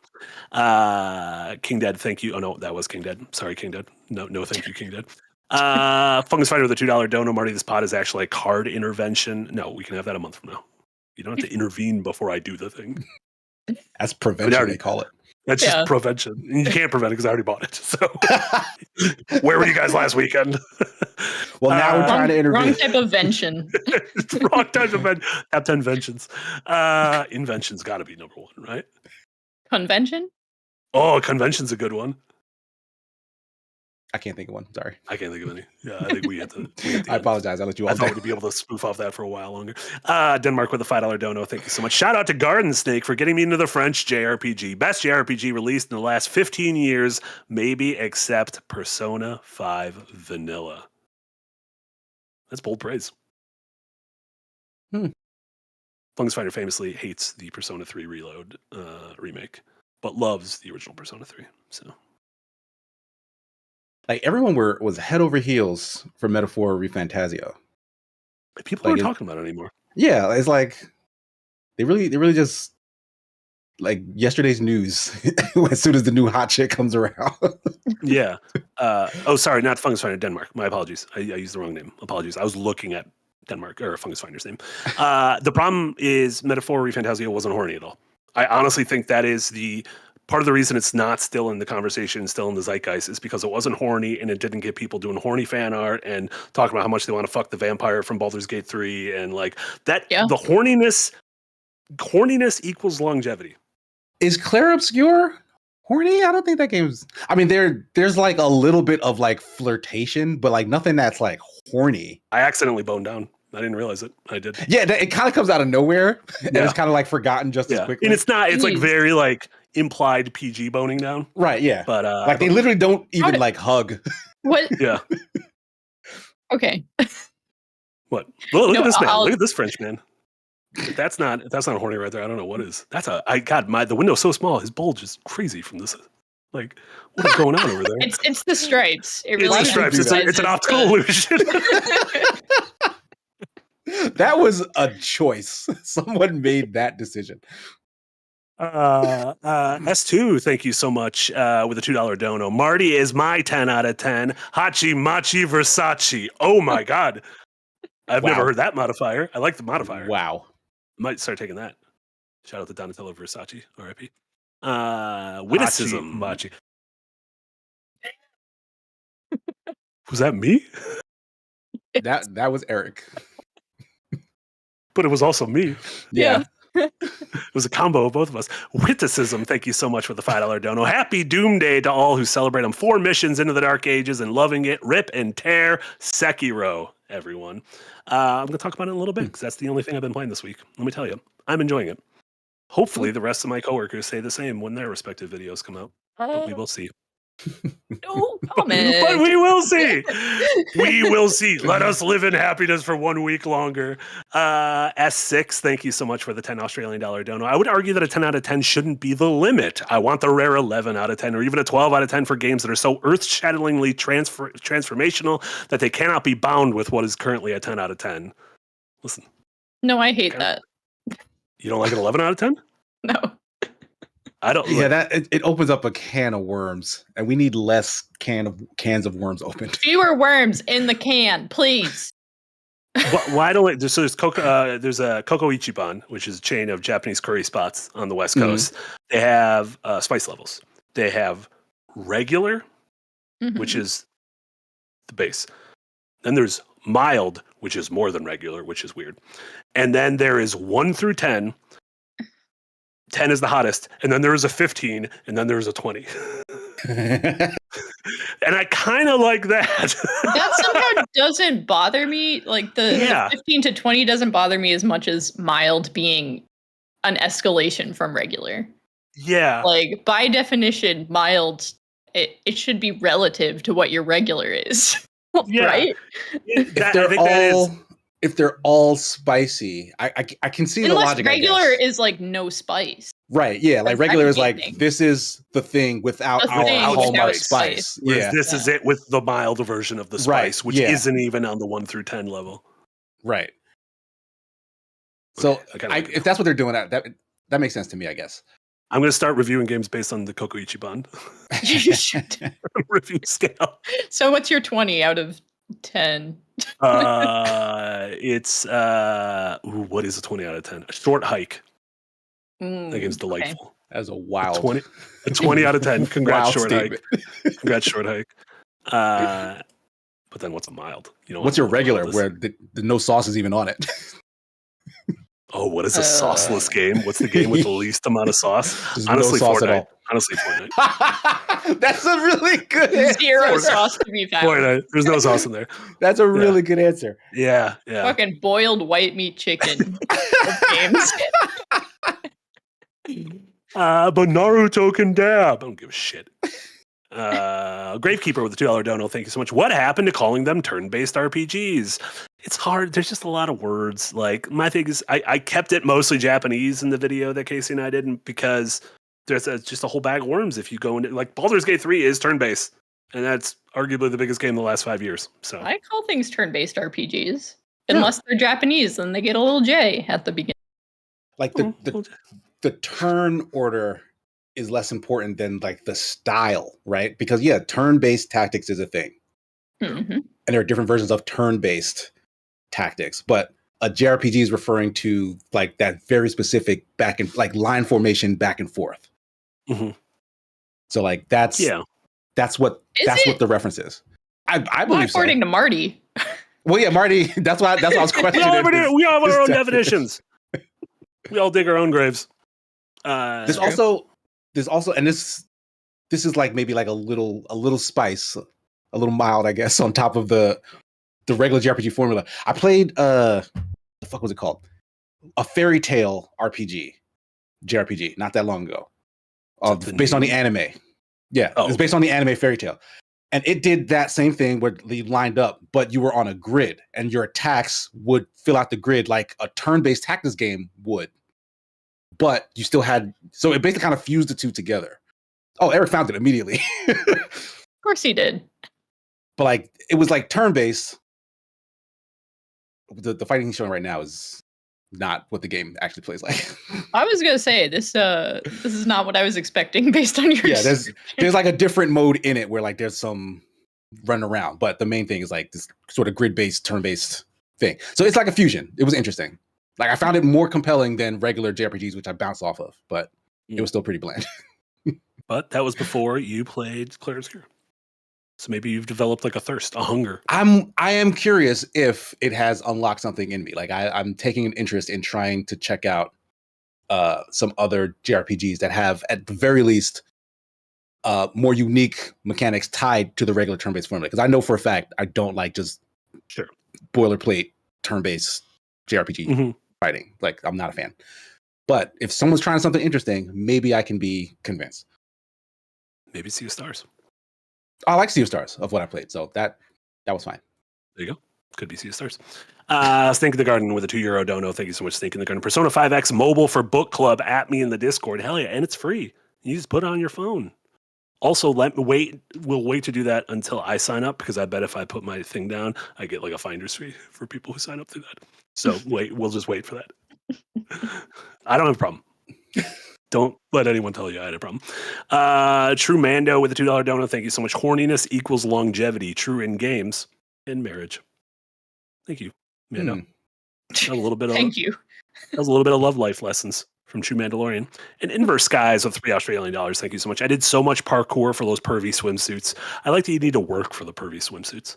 You need to do the worst part of the game. Pervy swimsuits. Yeah, you need to play like a platforming parkour challenges in a game that is not built for platforming parkour challenges. So you gotta want it. Gotta want it.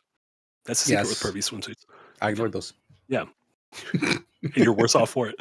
I mean, do the clothes stuff is literally just cosmetic, right? Like they don't add. Yeah, it doesn't do anything.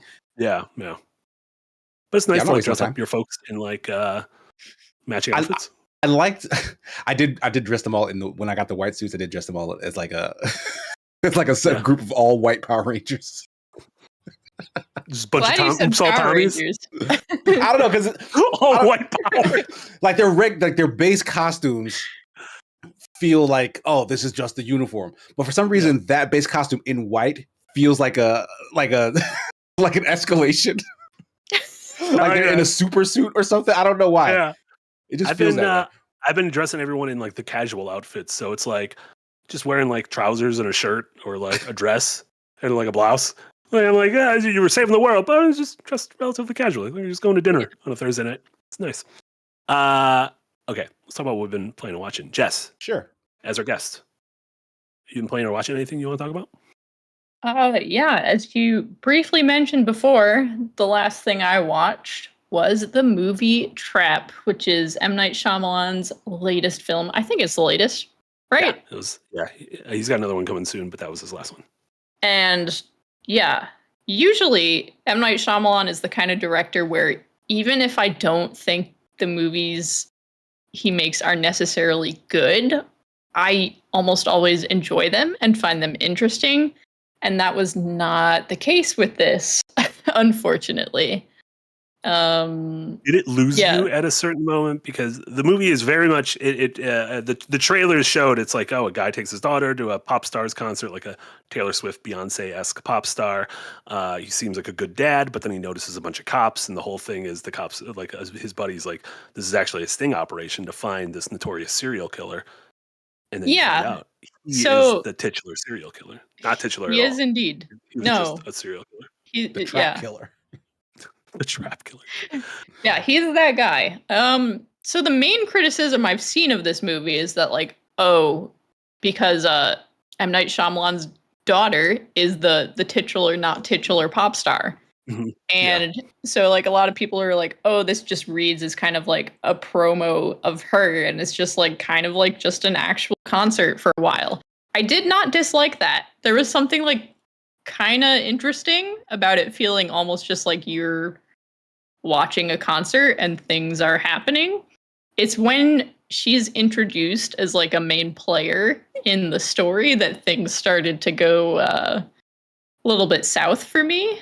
And then there's also like a twist at the end that just like didn't pay off. The first in at all Shyamalan's career for me. The first thing he's ever twisted. I do agree. I think the movie was strongest when they were at the venue, and then in the back half of the movie when they're no longer at the venue, it falls apart a little bit.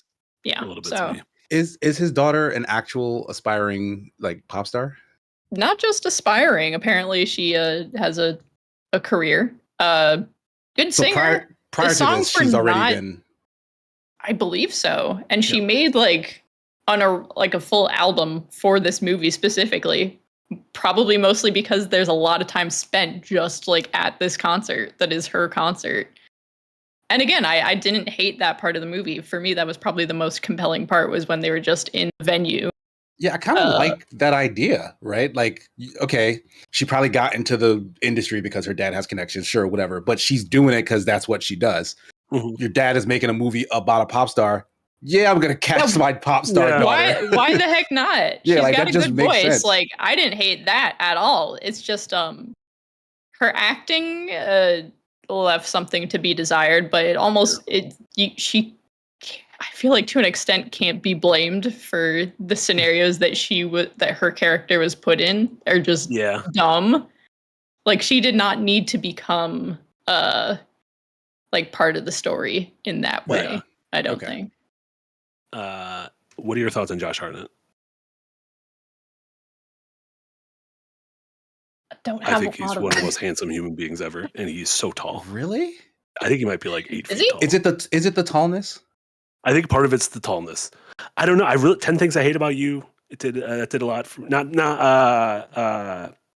wasn't that Heath Ledger? No, not 10 Things I Hate About You. The one where he doesn't he's not allowed to crank off for a month and a half. 40 days and 40 nights. 30 days and 30 nights? No. Also, 30 Days a Night was really good, where he fought vampires. What if they combine those two movies? Got to fight vampires and not allowed to crank off? No, okay. He was at 40 Days and 40 Nights was the movie where for Lent he gives up sex. And then he meets like a girl he's really into. And it's like a rom-com about him having to navigate that scenario. And then 30 Days a Night, he's in Barrow, Alaska. There's no day. He's got to fight a bunch of vampires. Yeah, I mean, I thought he did a good job in this movie. He did a very convincing, like, dorky, well-meaning dad for the bit where we didn't know that he was in fact the serial killer. Yeah, I just don't think it was written particularly well, unfortunately. So it's almost hard to say, like, whose fault this is. Yeah. I guess we have to blame Mr. Shyamalan himself. But Mr. M. Night. Yeah. Have you've been playing something too? We alluded to it earlier. Oh yes, we did. I have started Outer Wilds for the first time, and I've somehow up until this point never been spoiled about like the twists or just even the general premise of this game. So I've only played about like 30 minutes so far, which has been enough to die twice. I think Jay may have mentioned this on Windbreaker, but the first time I died, I flew into the sun. So that was just completely 100% my own fault. And then the second time, he was just kind of watching over my shoulder. And like I had spent a lot of time just flying around and he was like, look at the sun. No reason. Just Not look gonna at tell the you what to sun. do, but you should probably just look at the sun right now. Something neat's gonna Yeah. happen. And to be honest, I'm not even completely sure I would have grasped that the sun was exploding because I was distracted by whatever was in like not in my rearview mirror, and I was just like, oh shit, something happened, and this place I'm in is very dangerous. Wait a minute, the sun. My first several deaths it took me several deaths before I got to one where like a natural death in the universe, because it was like I was underground the first time. I was like, what the fuck just happened? Like everything rumbled, and then I had to restart. And then there was like one time where I just crashed my ship, or I just like drown in space. That can't be the term. Yeah, whatever. You drown in space. Yeah. Asphyxiation, same thing. Yeah, whatever. It's just low G drowning. You're gonna continue on with it at least after. 30 minutes obviously is not a ton, but like it piques your interest enough to keep going. For sure. Yeah, it's also tough coming to it now, if only because I hope it's not a victim of massive amounts of hype from Jay. It probably is a lot of people in your life. Yeah, to a it's certain tough. extent, because I've only ever heard like really good things about it. And like when I mentioned that I have never played it before, people were like, oh my God, like you have to play it, or you should stream it the first time you play it, because people would pay money to see someone experience that for the first time. And I'm like, that's precisely why I'm not going to stream it. Yeah. I don't want to ruin it for myself. Yeah. But yeah, it is interesting. I've heard good things. I'm trying not to set my expectations too high, but yeah, I'm gonna continue with it for sure. Nice. I'm excited to see what you think further down the road. Casey, what have you been playing and/or watching? I mean, I'm still very much playing mostly Claire Obscure, but I did dabble a tiny bit in 100 Line Last Defense Academy, because again, I do have the book. Claire Obscure has put it in me, but I did notice that 100 Line has a really cool aesthetic. Like I'm a big anime fan, whatever. Like Aniplex is a publisher, or at least a producer or something on this. I don't like, they just make anime. So like, it's interesting to see. I guess this is going to be a show maybe at some point. I don't know. Yeah. Like Danganronpa became an anime. So it's very possible. Right. Yeah. And you said this is like the same people who have done Danganronpa. Yeah. It's like a co-pro, the creator of Danganronpa and the creator of the Zero Escape games. So it's almost like a super team of niche Japanese games that folks like. Right. But it's not a JRPG. It is a turn-based tactics game. So that's way higher up in my wheelhouse than a regular JRPG. So I was very excited to check this out. I haven't played a ton yet, but it has a fun opening, I guess. Like the premise is very anime, like unsurprisingly. Like it is super duper anime. There's like several tropes thrown at the character in rapid succession. It's like, oh, everything is super normal. My life is going to be like this forever. No, it won't. We know it won't. He like to gain whatever the new power is after like all hell breaks loose. He stabs himself. Like that's just Bleach. Hell yeah. And then like the whole trope of like, okay, we're a bunch of kids, we're thrown in this situation and we have to fight for our lives in some strange never ending war. Like, yeah, that's how these things go. But the setup apparently seems that you're going to get to befriend your various classmates and like draft them into the war effort. So it's like, you don't just start with all the people, which I think is kind of cool. It seems like folks have their own personal reasons to be like, I'm not doing this bullshit. And it seems like it's going to be up to you. It doesn't be speculating because I haven't gotten super far yet.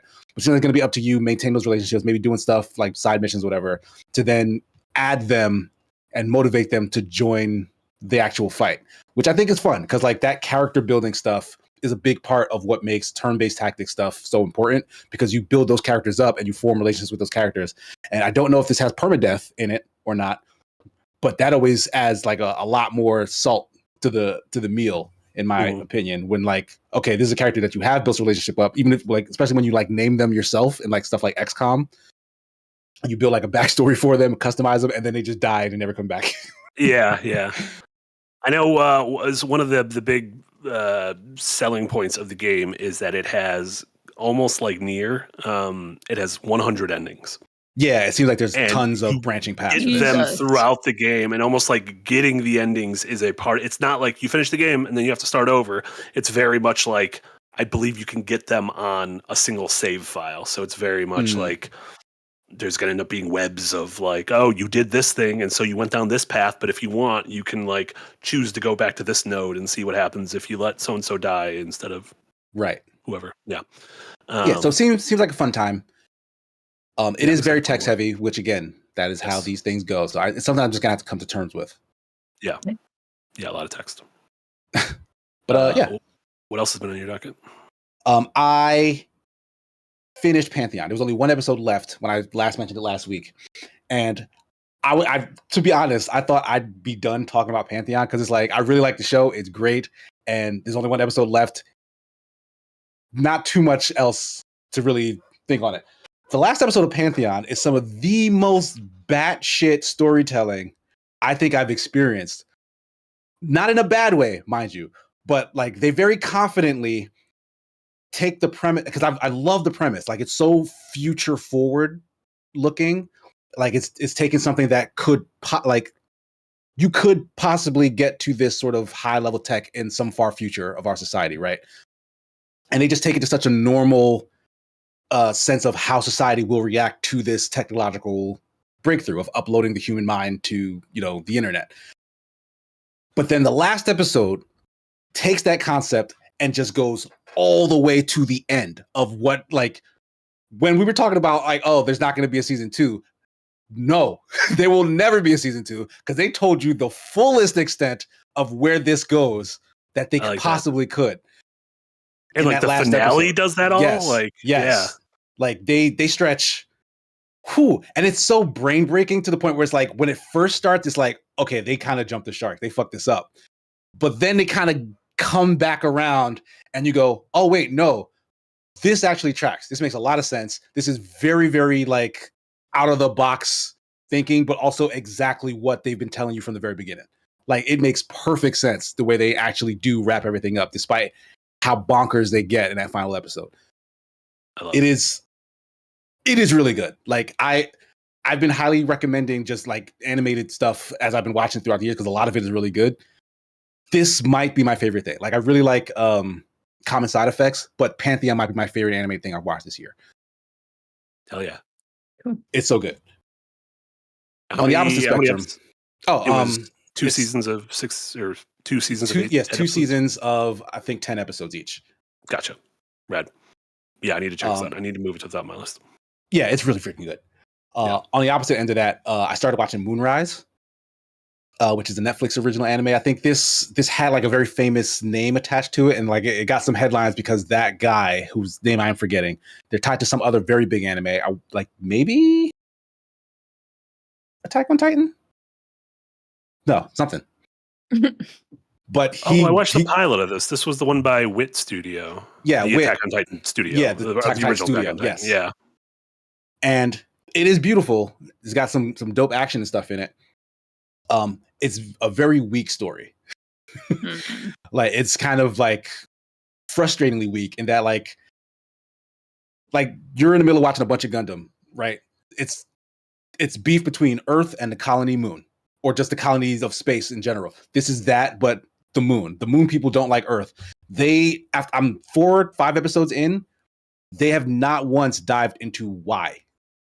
Oh no. Yeah. They just said like, hey, we on the Moon, don't fuck with Earth. And that's all you really need to know. And there's like other conspiracy stuff going on, but like none of it is interesting. There's a ton of like, you're introduced to like a big collection of characters at the start. And I don't know anyone's name other than the main character and the girl who likes the main character. They're the only names who I can remember because they say each other's name all the effing time. but like nobody else has left any sort of imprint because they're all just blank slates of characters. Yeah. So everything's just paper thin and like it's pretty, but paper thin. And so I'm gonna keep watching it for now. But honestly, I'm like if I get a hint of something else and I fall down that rabbit hole, like I will forget entirely that I was watching Moonrise. If I'm being honest. Yeah. Are you pretty like when you start something? Do you tend to see it through in terms of like? It depends on how deep I get. It depends on how deep I get. Like sometimes I was like, yeah, I've watched this far, I might as well go. But other times, like if it gets too frustrating that I'm just not enjoying it, like I'll just forget to go back Like, it's not like oftentimes I don't make the choice. Like, I forget to go back. I'll just start something new because I'm forgetting that I even cared about whatever I was watching. Let your bad memory make the choice for you. Makes things much easier. Yeah, it's only, I believe it is a mini series, but it is 18 episodes. So it's like the story is done, but it's also, that's kind of long. That's like 2 seasons. Yeah, that's like about 2.5 seasons of like a bunch of other stuff. So yeah, maybe it'll get better. Like that's the thing in the back of my head. Like maybe something will happen. It'll explain itself more. Like maybe it'll get better. So I'll give it maybe a couple more episodes while I don't have anything else pressing to watch. But the reason I don't have anything pressing to watch is because I just finished The Acolyte in like a very short amount of time. yeah. Like I wanted to start Andor, but my fiance was like, "Oh, I'll watch that with you," and so that means Andor is going to take forever to actually finish. So I was like, "All right, well, let me just watch another Star Wars thing," and I started The Acolyte. And why were people upset at this show? Like, this show is fucking awesome. And it fucking sucks we're not getting a second season. Like, this would, like, where it leaves off, I'm like, I want more of this. I want to see where this story goes. Like, one, the fact that it takes itself, or maybe it had to take itself all the way to the before times. What do they call that time period? The High Republic era. Yeah, the High Republic time period. They had to divorce themselves from everything else. I'm assuming because that was the only way they could tell the story without a bunch of bullshit. Really speaks to how Star Wars stories benefit from getting away from all the other bullshit. Because this was like a really cool premise of like a kind of a murder, not a murder mystery, but just like this sort of a little bit of a mystery box show in a way where like, you know, something happened, but you don't know what happened. And like step by step, little by little, you're learning kind of what transpired to kind of bring everyone to this point. And then, you know, by the end, the mystery is revealed and like everything has changed for the characters, like all the characters. And like, I like from episode 1, I was riveted by just the action, like super well choreographed, not just like Jedi Star Wars fights, but just fights, period. Like freaking Carrie-Anne Moss was absolutely channeling Trinity. Yeah. In that first episode, I'm like, oh my gosh, she's like back in like regular form. Like they chose not to do this in Matrix Resurrections because she could have done it, and they chose not to. But like it was so well done in that regard. All the acting was phenomenal in my opinion, especially the guy Soul, who I was like, where do I know him from? Again, yeah. Squid Game. He's so good at his lines, and apparently he learned English for that role. Like he was like he's not a native English speaker. So like that was super impressive. His portrayal of that character, and that two things I do have complaints about. One is very minor, the other less so. The little girls as twins, I know that they're identical twins, like in reality, but their faces don't match. And that kind of just, I couldn't stop thinking about literal twins. Yes, they are actual twins in real life, and they're supposed to be portraying the character who's, you know, that they grow up to, the adult actress. She just plays both roles, so like she is identical to herself, duh. But the kids who are supposed to be, you know, them as youngsters, their faces don't match. I don't like. It's little, and I got over it quick. It's funny that didn't bother me until you said it, but the fact that they grow up to be the same actors playing both of them, that's just weird. Like, and I don't know, whatever. Maybe they're the best actresses. Maybe they're the best kid actors they can find or something. Could be tough, but whatever. It's a small thing. The other thing is the hair. What the fuck were they doing with all the black hair in this show? Like they failed the test. These wigs were awful, and like the main actress had to do this for like the whole show, right? Especially when she was playing the bad twin. And thank you for pulling up the other one, because that is the worst offender. Is this guy here with they're trying to copy the Killmonger side locks, but his shit looks so dumb, so fake. Like clearly that is not his hair on his head. This needs to be your job. You need to be like how there's like intimacy coordinators. You need to be like the black hair coordinator. We're like, what are you doing? Stop this. Don't do this. That's the thing. It doesn't need to be me. It just needs to be someone. These shows need to hire someone who can tell them that don't look right. because it's that simple. Like anyone will look at that and be like, try this again. Yeah. What But other gets than that, what, great show. what's the last thing you watched where you're like, this got black hair right? Can Sinners count because it's a period piece? Like, it's a period piece, so of course it's getting. I mean, that's the thing. like the hair is relatively simple in it. Yeah, like if you're gonna get more modern, it's just people wearing their actual hair versus like set design, like costume design, because that's where it starts to get funky, where someone's trying to do something, especially when like Star Wars is supposed to be fantasy, right? So like I guess they feel they couldn't just, and this is stupid, mind you, but there are people who feel like modern black hairstyles break the illusion of a fantasy setting, which doesn't make any sense. It's a fantasy setting. You can do anything with hair, clothes, whatever in a fantasy setting. But there's an aesthetic that has been followed for a very long time in fantasy where like for a lot of viewers and a lot of people who make it, black hair doesn't fit. Like actual modern black hair doesn't fit. Gee, I wonder why that is. Well, one can only wonder. So at the very least, just leave hair as it is, and it's probably fine. But like someone always feels like they have to tamper because to them it probably doesn't look right, quote unquote.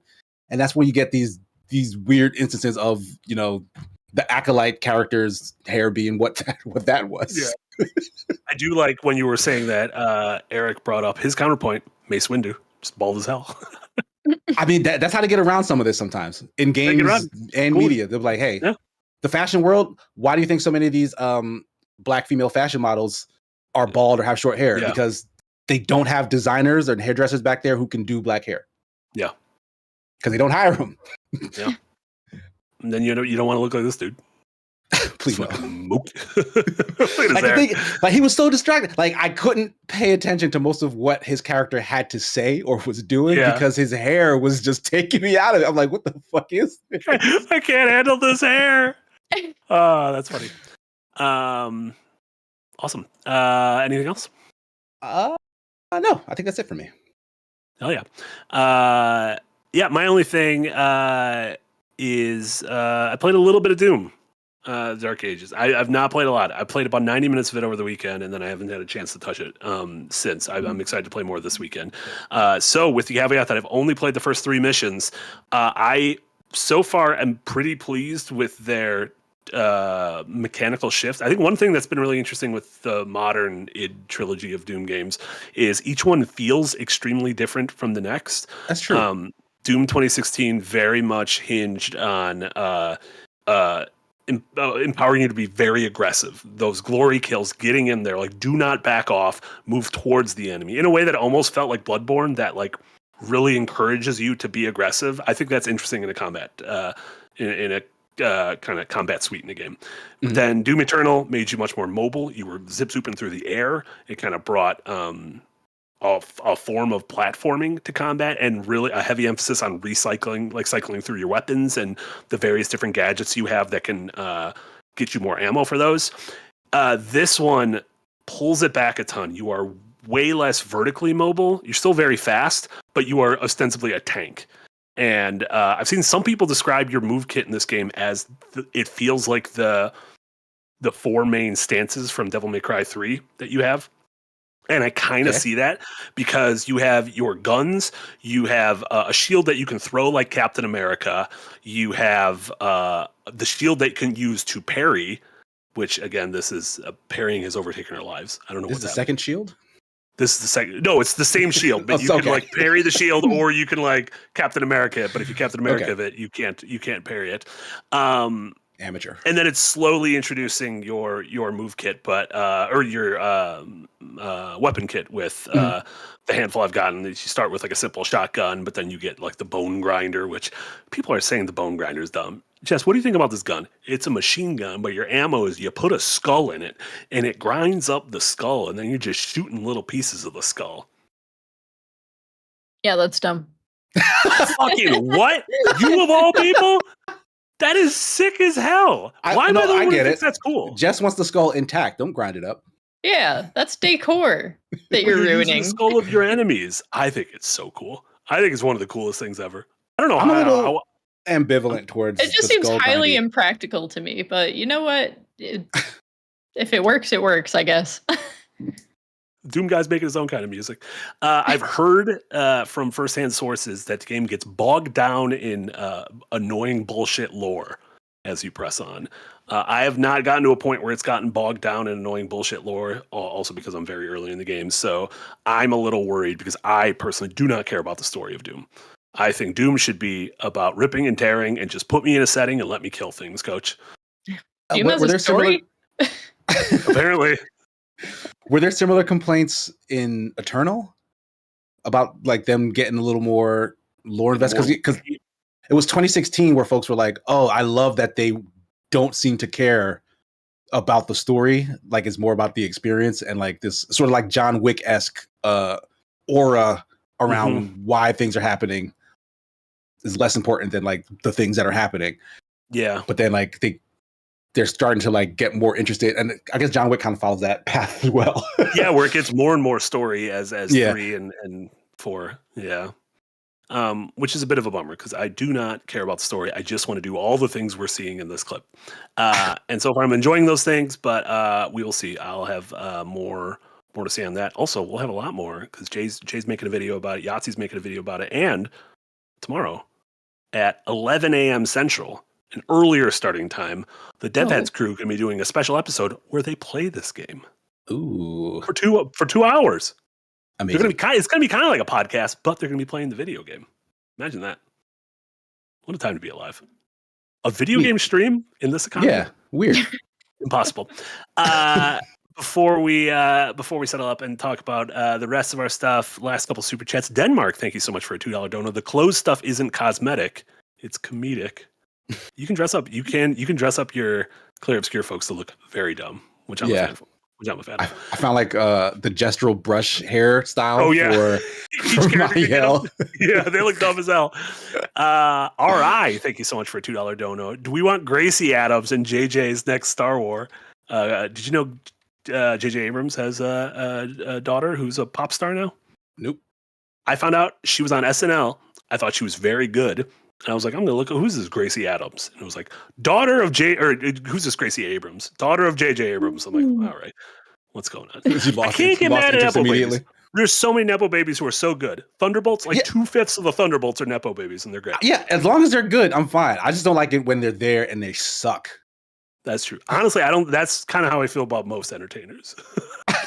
Well, fair. If you're good, you're great. If you suck, you should probably get on out of here. He's like, what are you doing here? What are you doing? Put somebody good in there. Yeah. She's playing guitar. Great. Well done, Gracie. That's a talent. Yeah. $2 dono. Mando, thank you so much. Playing Drop Dutchy because of y'all. Anyone else get it? No, I think Nick has been the only one who has been singing Drop Dutchy's praises. It does look fun, though. It seems... I like the idea of it's like Tetris, but Carcassonne / Settlers of Catan, kind of like a mini little strategy sessions. Seems neat with the Tetris mechanic. I'm a big fan of Tetris, so this could be the one I play. Will I? No, but it could be.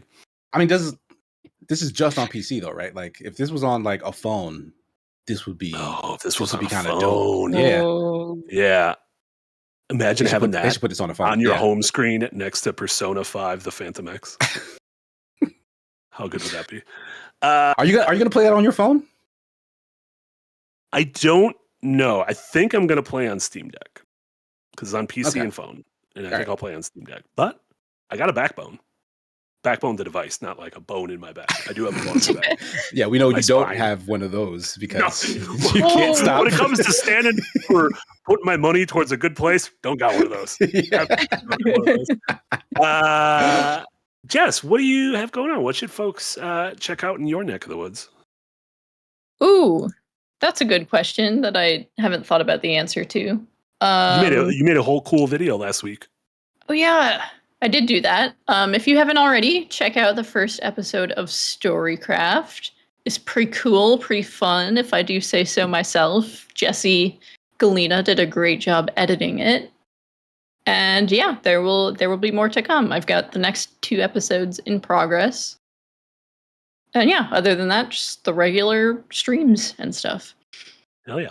And the three of us, as well as the aforementioned Jesse Galena, will be doing a one-off super stream for Dokapon a week from this Saturday. So Saturday the 24th. Right. I keep believe- forgetting. Yeah. I believe we're starting at 11 a.m. Central, I think, right? We said noon. That sounds noon right. Eastern, Yeah. 11 a.m. Central. So And noon we'll be going Eastern, for 6 hours straight. Yeah. I mean, maybe Jesus. a little break in the. We might have a little break in the middle. Maybe a little snack break. Yeah, Talk why about our not? Yeah. snacks. That'd be fun.